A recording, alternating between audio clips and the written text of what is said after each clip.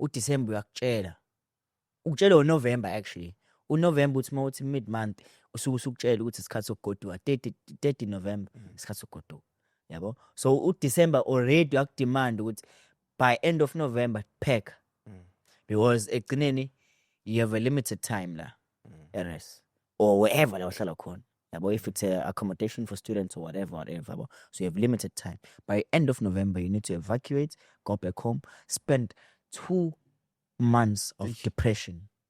Depressed uhlele ekhaya ngixabana neoledi njalo bakuvuse ngo5 futhi uyavuka ngo5 kuthiwa ngo7 so sefuneka abanye abanengade manje lokhuze ekhaya abanye owasha nwashela wonke umuntu okhona la ekhaya. So senibanga zonke lezo zinto which is life you've never signed up for. That's why you chose ukuthi azini ngoba sengimdala wasengithe ukukhula kancane ngathi ngiyofunda evarsity but evarsity wafuka ufunda impilo yokuthi azini this is the life I actually want to live because lapha yonke into is very easy.